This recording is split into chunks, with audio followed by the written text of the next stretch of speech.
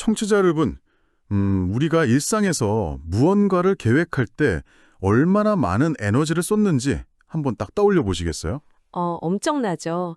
당장 다음 달에 떠날 짧은 여름 휴가만 해도 맞아요.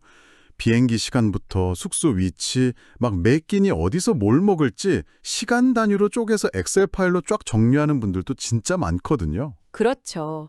은퇴 후의 재무 설계 같은 건 뭐 말할 것도 없고요. 우리는 내 삶의 크고 작은 이벤트들을 최대한 완벽하게 통제하고 약간 예측하고 싶어하는 본능이 있잖아요. 네, 완전히 공감합니다. 우리가 통제할 수 있다고 믿는 영역 안에서는 확실히 그래요. 일정표를 짜고 대비책을 세우는 그 행위 자체가 인간에게 엄청난 심리적 안정감을 주니까요. 내 삶의 운전대를 내가 아주 꽉 쥐고 있다는 감각인 거죠. 아, 운전대를 쥐고 있다는 감각. 그런데 참 이상한 일이에요. 우리 인생에서 가장 확실하고 단 하나의 예외도 없이 누구에게나 100%의 확률로 다가오는 그 절대적인 이벤트 앞에서는 갑자기 그 모든 치밀한 계획이 뚝 끊겨버리잖아요. 죽음이라는 주제 말이죠. 네, 맞습니다. 당장 주변 사람들과 죽음에 대해서 한 5분 이상 진지하게 대화해본 경험, 청취자 여러분도 아마 거의 없으실 겁니다. 이 단어를 입 밖으로 꺼내는 것조차 굉장히 불길하거나 껄끄러운, 약간 금기처럼 여겨지니까요. 이게 현대사회가 만들어낸 가장 거대하고 좀 기이한 사각지대거든요. 죽음률 100%라는 아주 명백한 통계 앞에서도 우리는 막상 자신만은 그 통계에서 예외일 것처럼 행동을 하죠. 그러니까요. 왜 그럴까요? 과거에는 죽음이 그냥 삶의 한복판에 있었어요. 집에서 가족들이 다 지켜보는 아운제 숨을 거두는 게 자연스러웠지만 지금은 이제 모든 죽음이 병원의 그 하얀 커튼 뒤로 철저히 격리된 공간으로 치워져 버렸거든요. 아, 병원이라는 격리된 공간으로요. 그래서 오늘 지식에 대한 갈증이 아주 깊은 청취자 여러분과 함께 이 무겁지만 반드시 열어봐야 할 상자를 열어보려고 합니다. 아주 중요한 시간이 되겠네요. 네, 오늘 우리의 심층 탐구를 이끌어줄 훌륭한 나침반은 2026년 5월 10일에 진행된 김민수 목사님의 강연입니다. 주제가 노년기 자기결정권, 마지막까지 나답게 살아갈 수 있을까인데요. 네, 제목부터 아주 묵직하죠. 우리는 도대체 왜 죽음을 그렇게 두려워하고 모른 척하는지, 그리고 그 피할 수 없는 끝이 다가왔을 때 마지막까지 나답게 산다는 것의 진짜 의미는 뭔지 파악하는 것이 이번 탐구의 핵심 미션입니다. 자, 이제 이 내용을 본격적으로 파헤쳐 볼까요? 먼저 이 강연이 진단하는 현대 의료 시스템의 현실부터 좀 짚어볼 필요가 있어요. 병원이라는 공간, 그리고 현대 의학의 기본적인 시스템은 근본적으로 죽음을 극복해야 할 질병이나 약간 치료의 실패로 규정을 하고 작동하거든요. 아, 죽음이 실패라고요? 그렇죠. 의사에게 환자의 죽음은 일종의 패배인 셈이에요. 그러다 보니 목적이 오로지 생명의 연장 그 자체에만 맞춰지는 겁니다. 환자의 삶의 질이라던가 존엄성보다는 당장 심장 박동을 하루 더 연장하는 기계적인 목표가 최우선이 되는 거죠. 와, 듣고 보니까 가족들의 태도도 사실 이와 크게 다르지 않은 것 같아요.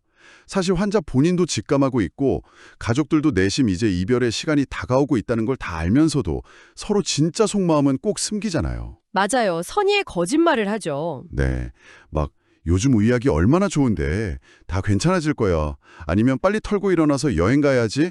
이런 말만 계속 반복하면서 정작 가장 깊이 나눠야 할 두려움이나 작별 인사는 그냥 회피해버리거든요. 그러며 서로 말을 안 하니까. 네, 모두가 가짜 희망을 연기하는 병실에서 정작 죽음을 온몸으로 겪어내야 하는 그 당사자는 자신의 고통이나 두려움을 털어놓을 단 한 명의 청자도 갖지 못하는 비극이 발생하는 거죠. 듣다 보니까 문득 마감일을 앞둔 학생의 비유가 탁 떠오르네요. 어떤 비유죠? 리포트 제출일이 시시각각 다가오고 있는데 달력에 표시된 그 날짜를 애써 모른 척하고 그냥 이불을 푹 뒤집어 쓰고 있는 거예요. 내가 달력 안 본다고 해서 마감일이 설어지는 건 절대 아니잖아요. 그렇죠. 기한은 무조건 오죠. 오히려 그렇게 외면하고 도망칠수록 막상 그 시간이 턱밑까지 닥쳤을 때 겪게 되는 혼란이나 공포는 눈덩이처럼 확 커져서 나를 덮치게 되고요. 오, 아주 흥미로운 비유네요. 이불을 뒤집어 쓰고 있는 동안에는 아무것도 준비할 수가 없잖아요. 죽음도 똑같습니다. 그래서 강연에서 소개된 그 프랑스 발랑스 지역의 한 노인센터 일화가 우리가 취해야 할 전혀 다른 태도를 아주 선명하게 보여줘요. 발랑스 노인센터요? 네, 진행자님은 보통 요양원이나 노인센터라고 하면 어떤 이미지가 딱 떠오르시나요? 솔직히 말하면 그냥 텔레비전만 막 멍하니 쳐다보고 있는 좀 무기력한 모습이나 똑같은 하얀 환자복 입고 생기가 사라진 서늘한 풍경, 그런 게 먼저 떠오르거든요. 그저 조용히 죽음을 기다리는 대기줄 같은 느낌이랄까요? 저도 예전엔 그랬어요. 하지만 그 강연자가 직접 목격한 발랑스의 풍경은 완전히 정반대였습니다. 그곳의 노인들은 가장 좋은 옷을 쫙 차려입고 정성스레 화장을 한 채로 335 모여서 아주 즐겁고 활기차게 대화를 나누고 있었대요. 와, 화장까지요. 저 진짜 이 대목에서 머리를 한 대 콱 맞은 것 같았어요. 화장을 하고 제일 아끼는 옷을 입는다는 건 내일이 아니라 오늘, 지금 이 순간을 가장 나답게 누리겠다는 엄청나게 강력한 의지의 표현이잖아요. 정확합니다. 바로 그거예요. 강연자가 그 모습을 보면서 저분들은 그저 늙어가고 있는 게 아니라 존엄하게 살아가고 계시는구나 라고 깨달았다는 부분이 진짜 뭉클하더라고요. 숨이 붙어있다는 생물학적 사실이 중요한 게 아니라 자신의 일상을 스스로 가꾸면서 하루하루 살아내고 있었던 거죠. 여기서 정말 흥미로운 점은 이 노년의 존엄 혹은 좋은 죽음이라는 것이 무조건 병을 고쳐서 수명을 연장하는 데 있지 않다는 사실을 이 일화가 딱 보여준다는 겁니다. 수명 연장이 전부가 아니다. 네, 진정한 존엄은 내 삶의 마지막 장까지 타인의 결정이나 기계에 나를 내맡기지 않고 온전히 자기 삶의 주인으로 남는 데 있다는 것을 이 밸런스의 노인들이 생생하게 증명하고 있는 셈이죠. 맞아요. 죽음을 외면하는 대신에 나의 유한함을 쿨하게 인정하고 오늘을 제대로 사는 것. 근데요, 이게 머리로는 참 완벽하게 이해가 되는데 막상 나한테 시한부 판정이 탁 내려진다거나 내 삶의 끝이 보인다는 사실을 마주하게 되면 인간인 이상 감정적으로 완전히 와르르 무너져 내릴 수밖에 없잖아요. 당연한 반응입니다. 이성과 감정은 전혀 다른 궤도를 도니까요. 그래서 무작정 막 죽음을 당당히 직시해라 이렇게 폭력적으로 다그치는 대신에 인간의 마음이 어떤 험난한 경로를 거쳐서 그 끝에 도달하는지 과정을 이해하는 게 훨씬 중요합니다. 과정을 이해해라. 네. 이 지점에서 심리학자 엘리자베스 큐블러-로스의 그 유명한 죽음 수용의 5단계가 등장하죠. 수많은 임종 환자들의 마음속을 아주 깊이 들여다본 결과물이거든요. 흔히 부정, 분노, 타협, 우울, 수용이라고 부르는 그 단계들 말이죠. 첫 번째 부정 단계는 사실 누구나 다 예상할 수 있어요. 막 오진일 거야. 검사 결과가 다른 사람 거랑 바뀌었을 게 뻔해 하면서 현실을 강하게 팍 밀어내는 거잖아요. 네, 그렇죠. 저는 솔직히 예전에는 이걸 보면서 인간이 참 나약해서 현실 도피를 하는구나 하고만 생각했었거든요. 그게 사실 가장 흔한 오해 중 하나예요. 부정은 나약함이나 비겁함의 증거가 절대 아닙니다. 만약에 시속 200km로 막 달려오는 죽음이라는 대용 트럭을 아무런 완충 장치 없이 정면으로 딱 들이받는다고 생각해 보세요. 와, 생각만 해도 끔찍한데요. 인간의 자아는 아마 그 자리에서 산산조각이 날 겁니다. 그러니까 부정은 자아가 완전히 붕괴되지 않도록 시간을 벌어주는 엄청나게 강력한 자기 보호 기제인 거예요. 와, 정신적인 에어백 같은 거군요. 맞습니다. 에어백이죠. 충격을 한 번에 딱 받지 않도록 확 팽창해서 죽음이라는 그 거대한 현실이 내가 감당할 수 있는 속도로 아주 조금씩 천천히 내 의식 속으로 스며들게 만들어주는 고마운 장치네요. 바로 그겁니다. 그 에어백 덕분에 우리는 다음 단계인 분노로 넘어갈 최소한의 힘을 얻게 돼요. 이제 부정이 더 이상 통하지 않은 순간이 오면 엄청난 분노가 폭발하죠. 내가 왜? 이렇게요? 네, 나는 평생 술, 담배도 안 하고 가족을 위해서 희생만 했는데 왜 하필 나야? 하면서요. 이 분노는 나쁜 뜻을 하고도 멀쩡히 살아있는 타인 혹은 무심해 보이는 의료진, 심지어 신에게까지 아주 무차별적으로 향합니다. 자기가 통제할 수 없는 그 불공평한 우주에 대한 처절한 항의인 셈이네요. 그렇죠. 그러다가 그 분노마저도 소용이 없다는 걸 딱 깨달으면 이제 어떻게든 상황을 조금이라도 미루기 위해서 절대자와 거래를 시도하는 타협 단계로 들어갑니다. 타협. 제발 우리 막내딸 결혼식장 들어갈 때까지만이라도 살게 해주신다면 제가 남은 재산을 다 기부하겠습니다 같은 간절한 기도가 2단계의 특징이잖아요. 네, 아주 전형적인 타협의 모습이죠. 그런데 전문가님, 저는 그 다음 단계인 우울에 대해서는 솔직히 좀 의문이 들어요. 병원에서 환자가 극도로 우울해한다면 그건 빨리 약물로 치료를 하거나 상담을 통해서 벗어나게 해줘야 하는 임상적인 질병 상태 아닌가요? 이걸 왜 자연스러운 수용의 과정으로 보는 건지 약간 헷갈리거든요. 그거 매우 예리한 질문이십니다. 흔히 우리는 우울을 무조건 고쳐야 할 문제로만 보잖아요. 하지만 죽음을 앞둔 환자의 우울은 결이 완전히 다릅니다. 이건 뇌내의 화학물질의 불균형이라기보다는 자신이 사랑했던 모든 것들과 영원히 이별해야 한다는 사실을 온몸으로 슬퍼하는 예비적 애도의 과정이에요. 예비적 애도요? 아, 미리 슬퍼하는 거군요. 네, 가족, 친구, 일, 그리고 자신의 미래까지 전부 다요.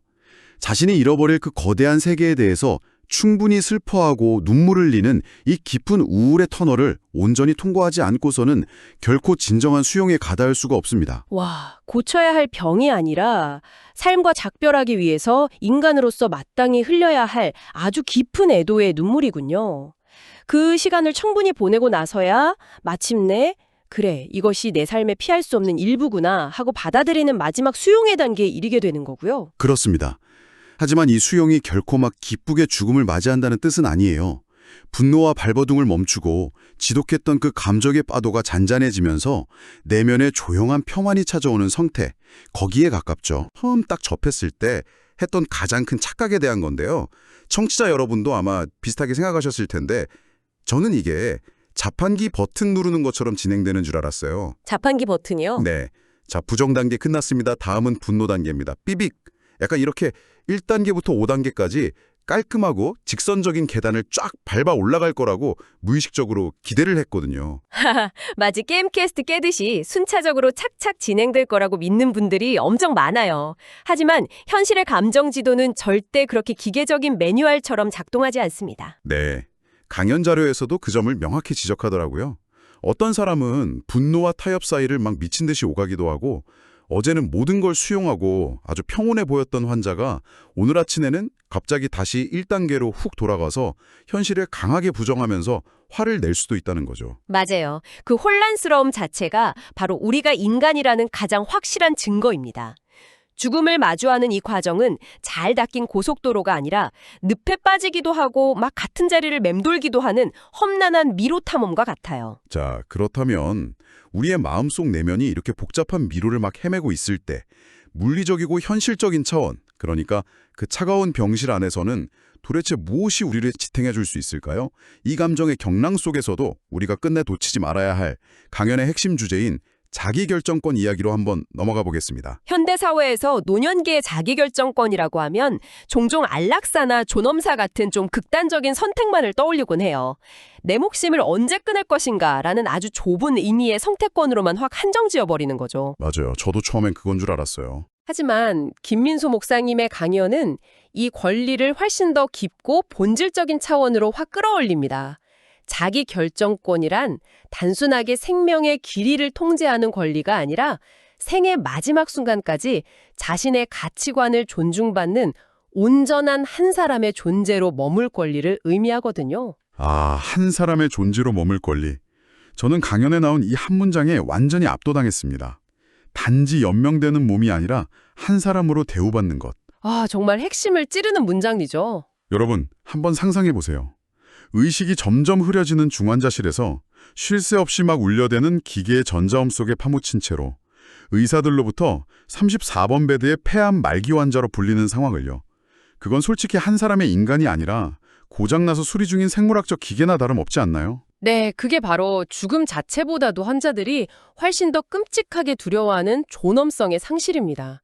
자기 결정권은 바로 이런 상황을 거부할 권리예요. 거부할 권리? 네, 무의미하게 심장만 뛰게 하는 연명의료를 내 의지로 단호하게 중단하겠다는 사전 연명의료 이양서를 작성하는 것. 그리고 온몸에 튜브를 꽂은 채 낯선 중환자실 천장을 보며 죽어가는 대신에 비록 수명이 며칠 짧아지더라도 가장 익숙한 내 집 침대에서 가족들의 체온을 느끼며 마지막을 맞이하겠다고 선택하는 것. 네. 이 모든 일상적이고 구체적인 선택들이 곧 자기 결정권의 실체인 겁니다. 맞습니다. 고통을 무리하게 막 참지 않고 완화 의료를 적극적으로 요구해서 그 극심한 통증으로부터 해방되는 것. 그리고 마지막 순간에 곁에 있을 사람을 내가 직접 선택하고 내 이름 3글자로 온전히 불리면서 작별 인사를 나누는 것. 그렇죠. 이런 소박하지만 아주 결정적인 조건들이 충족될 때 비로소 죽음은 처참한 실패가 아니라 내 삶의 완성된 마지막 챕터가 될 수 있는 거네요. 이것을 더 큰 맥락과 연결해 보면 결국 존엄한 죽음, 좋은 죽음이라는 것은 엄청난 재력을 쏟아부어야 살 수 있는 그런 VIP 병실이나 대단히 거창한 이벤트에서 나오는 게 절대 아니라는 결론에 이르게 됩니다. 아, 돈으로 사는 게 아니다. 네, 그것은 자신의 삶을 대하던 태도가 죽음의 순간까지 아주 일관되게 이어질 때 비로소 완성되는 일종의 철학적인 성취에 가깝습니다. 철학적인 성취. 와, 참 묵직한 표현이네요. 그렇다면 아직 육체적으로 건강하고 일상을 막 살아가고 있는 우리는 과연 어떤 마음가짐으로 이 과정을 미리 준비해야 할까요? 삶 속의 죽음을 도대체 어떻게 통합해야 하는지 강연의 결론부에서 제시하는 통찰을 좀 들여다보고 싶은데요. 아무래도 목사님의 강연이다 보니까 신앙적 관점의 비유가 꽤 등장하더라고요. 네, 맞습니다. 하지만 종교적인 교리를 훌쩍 넘어서 보편적인 철학으로 다 읽어낼 수 있는 대목들이에요. 강연은 전도서에 천하만사가 다 때가 있다는 구절하고 창세기에 우리는 흙에서 왔으므로 흙으로 돌아간다 라는 아주 유명한 구절을 딱 인용하죠. 네, 근데요, 전문가님, 저는 이 부분에서 솔직히 약간 혼란스러웠어요. 지금 생애 한가운데서 막 치열하게 살아가고 있는 저 같은 사람의 입장에서는 죽음이 결국 흙으로 돌아가는 거라는 말이 너무 허무하고 깜깜하게만 들리거든요. 아, 그럴 수 있죠. 내가 평생 힘들게 쌓아온 모든 것들이 그냥 한낱 먼지가 돼서 사라진다니 이게 도대체 어떻게 인간한테 위로가 된다는 건지 도무지 납득이 잘 안 갔습니다. 아주 자연스러운 감정이에요. 건강하고 젊은 시기에는 당연히 소멸과 단절의 공포로 들릴 수밖에 없습니다. 하지만 인생의 그 긴 궤적을 다 지나오면서 상실과 쇠퇴를 겪어낸 노년기의 관점에서는 이 돌아간다는 단어의 방점이 흙, 그러니까 소멸이 아니라 돌아감, 즉 귀환 그 자체에 찍히게 됩니다. 아, 소멸이 아니라 귀환이라고요? 네, 한번 이렇게 상상해 보시죠. 평생토록 낯선 타지를 막 떠돌면서 온갖 산전수전을 다 겪은 지친 여행자가 있어요. 아름다운 풍경도 참 많이 봤지만 이제 다리도 너무 아프고 그냥 피곤한 거예요. 네, 지쳤겠죠. 그때 이제 그만 수고하고 네가 원래 출발했던 가장 안전하고 편안한 고향집으로 돌아와서 쉬어라 라는 목소리를 듣는다면 어떨까요? 그것은 내가 흔적도 없이 싹 지워지는 끔찍한 형벌이 아니라 비로소 그 무거운 배낭을 탁 내려놓고 존재의 근원으로 합류하는 궁극적인 안식이자 아주 깊은 평안함으로 다가올 겁니다. 아, 여행자가 드디어 무거운 짐을 내려놓고 고향으로 돌아가는 귀환. 진짜 그렇게 생각하니까 깜깜하던 구절에 아주 따뜻한 불이 팍 켜지는 기분이에요. 그렇다면 이 모든 탐구의 끝에서 우리가 도달하게 되는 결론은 과연 무엇일까요? 강연의 메시지는 아주 명확하고 또 역설적입니다. 바로 죽음을 준비하는 것은 곧 삶을 준비하는 것과 완벽히 일치한다는 사실이죠. 네, 많은 분들이 막 죽음 준비라고 하면 유서나 상속서류 같은 거 써놓고 우울하게 끝을 기다리는 걸 상상하시는데 본질은 완전 다릅니다. 오히려 정반 안 되죠. 내 삶에 분명한 마감일이 있다는 것.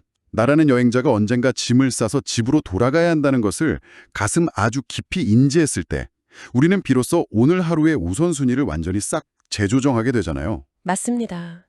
진짜 중요한 게 뭔지 알게 되는 거죠. 영원히 살 것처럼 막 움켜쥐었던 쓸데없는 자존심, 누군가를 향한 지독한 미움, 통장 잔고에 대한 끝없는 집착들이 마감일 앞에서는 얼마나 부질없는 건지 확 깨닫게 되니까요.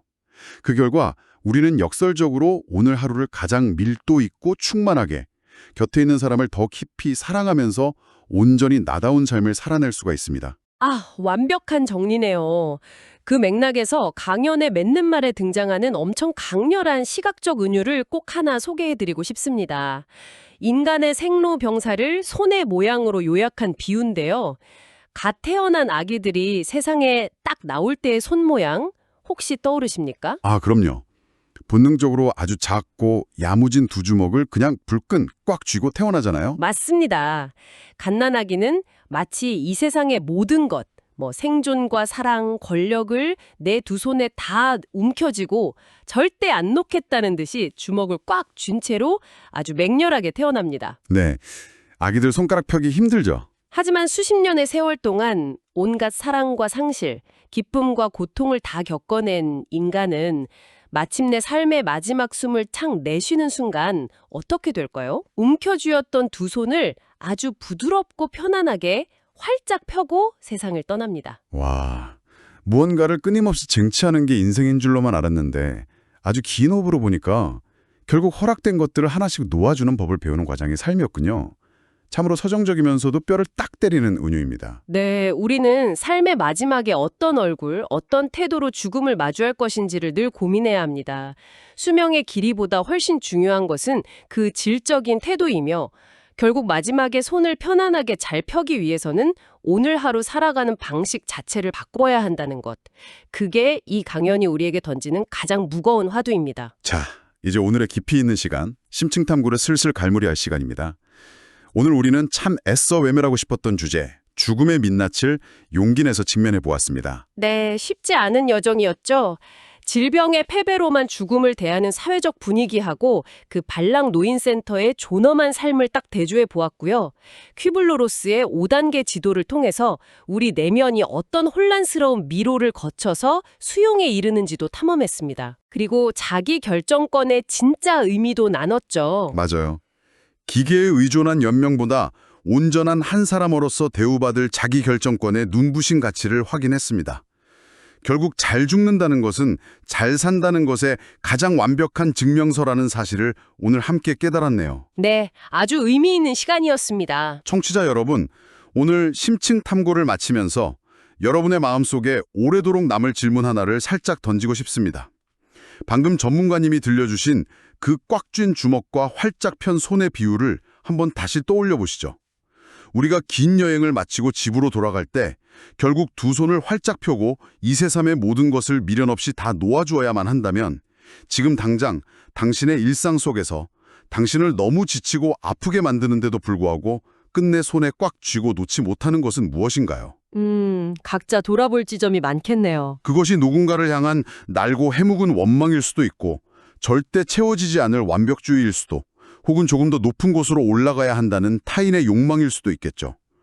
오늘 하루만큼은 당신의 손바닥에 피가 안 통할 정도로 꽉 쥐고 있는 그 주먹에 아주 조금만 힘을 쩍 빼고 느슨하게 펴보는 연습을 해보면 어떨까요? 그 조금 펴진 손가락 사이의 빈틈으로 우리가 너무 바빠서 잊고 지냈던 진짜 나다운 삶의 여유와 맑은 공기가 스며들지도 모릅니다. 오늘 당장 주먹을 조금 펴보는 것, 좋은 시작이 될 것 같습니다.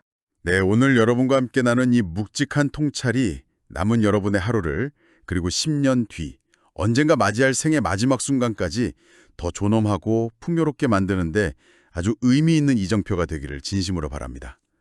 저희는 다음 시간에도 여러분의 지적 세계를 완전히 뒤흔들어줄 새롭고 흥미로운 자료를 깊이 파헤치기 위해 다시 찾아오겠습니다. 오늘 긴 여정 끝까지 함께 걸러주신 청취자 여러분 정말 고맙습니다. 당신의 가장 편안하고 나다운 오늘을 열렬히 응원합니다.